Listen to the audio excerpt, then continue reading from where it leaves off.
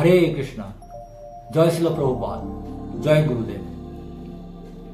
আজ আমরা শ্রীমদ্ ভগবদ গীতা যথাযথ দ্বিতীয় অধ্যায় সাংখ্যযোগের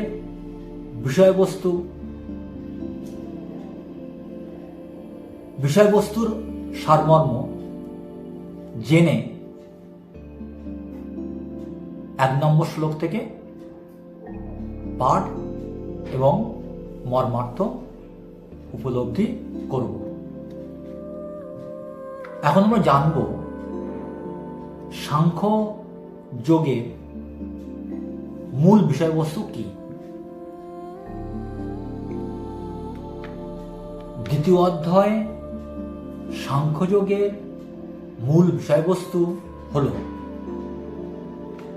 পরমেশ্বর ভগবান শ্রীকৃষ্ণের কাছে তার শিষ্যরূপে অর্জুন আত্মসমর্পণ করে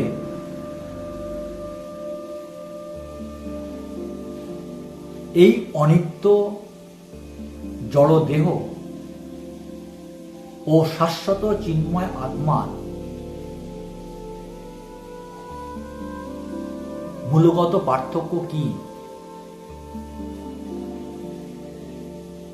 তা নির্ণয়ের মাধ্যমে অর্জুনকে শ্রীকৃষ্ণ উপদেশ প্রদান করবেন। এই অধ্যায়ে ভগবান শ্রীকৃষ্ণ দেহান্তর প্রক্রিয়া, পরমেশ্বরের উদ্দেশ্যে নিঃস্বার্থ সেবার প্রকৃতি এবং আত্মজ্ঞানলব্ধ মানুষের বৈশিষ্ট্য আদি সম্পর্কে শ্রীকৃষ্ণ ব্যাখ্যা করবেন।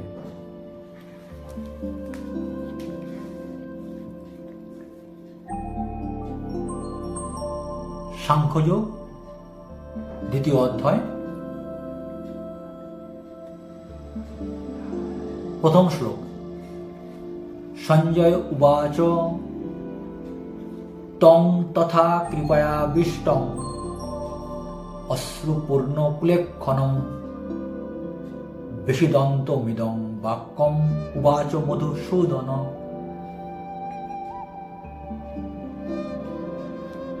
সঞ্জয় উবাচ, সঞ্জয় বললেন, তম অর্জুনকে, তথা এভাবে, কৃপায় আবিষ্টম আবিষ্ট হয়ে, অশ্রুপূর্ণ অশ্রুসিক্ত, আকুল ব্যাকুল, ইক্ষণম চক্ষু, বিষিদন্তম অনুশোচনা করে, ইদম এই, বাক্যম কথাগুলি, উবাচ বললেন, মধুসূদন মধু হন্তা।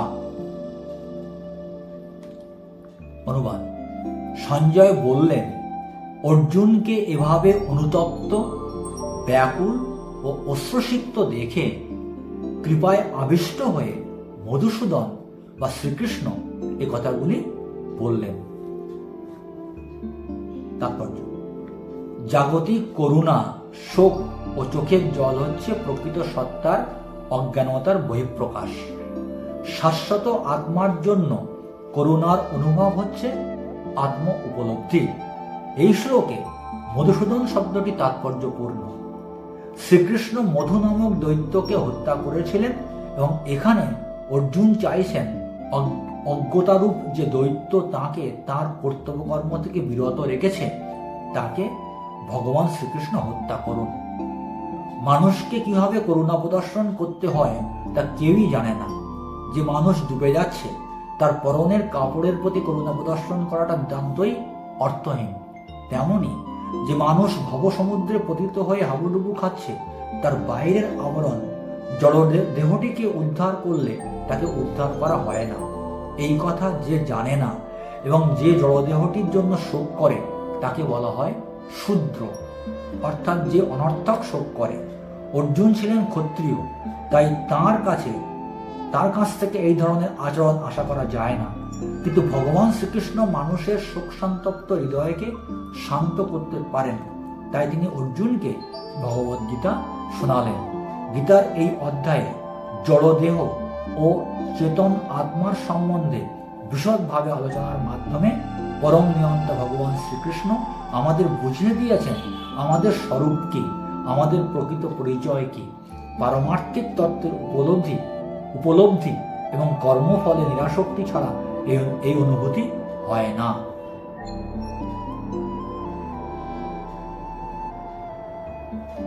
আমরা প্রথম অধ্যায়ে বিষাদযোগ থেকে দেখলাম ভগবানের প্রিয় শিষ্য অর্জুন যুদ্ধক্ষেত্রে যুদ্ধ করবেন না, তিনি অত্যন্ত অনুতপ্ত, ব্যাকুল এবং অশ্রুসিক্ত হয়ে গেছেন, কাঁদছেন যে তিনি কাদের বিরুদ্ধে অস্ত্র ধারণ করে কাদের বিরুদ্ধে যুদ্ধ করবেন।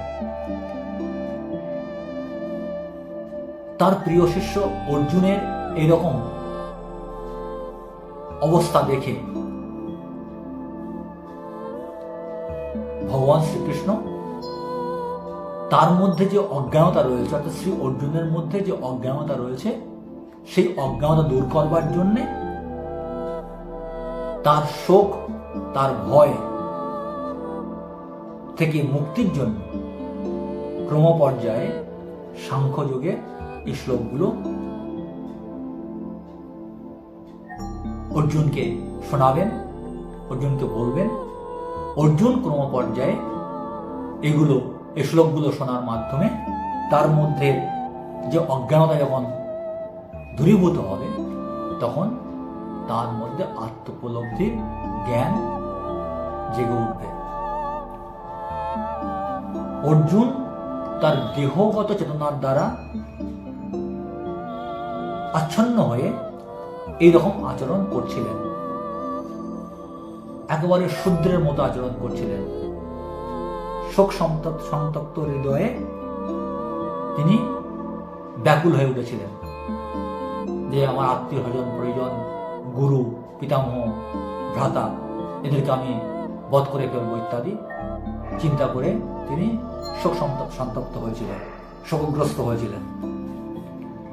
ভগবান শ্রীকৃষ্ণ এই সাংখ্যযোগের মাধ্যমে দেহ এবং চেতন আত্মার যে পার্থক্য, বৈশিষ্ট্য ইত্যাদি ক্রমপর্যায়ে অর্জুনকে শোনাবেন বা শেখাবেন।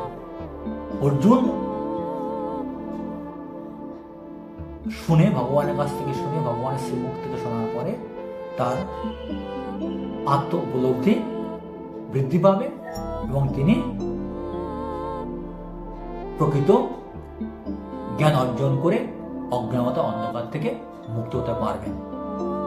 আমাদেরও কর্তব্য শ্রী অর্জুনের মতো ভগবান শ্রীকৃষ্ণের মুখনিসৃত এই ভগবদ্গীতার বাণী, দ্বিতীয় অধ্যায় সাংখ্যযোগের এই যে দেহ এবং আত্মার যে ধারণা বা জ্ঞান পাঠ করা, শ্রবণ করা, উপলব্ধি করা এবং নিজেদেরকে অজ্ঞানতা অন্ধকার থেকে মুক্ত করে নিজেদেরকে জ্ঞানের আলোকে উদ্ভাসিত করা। হরে কৃষ্ণ।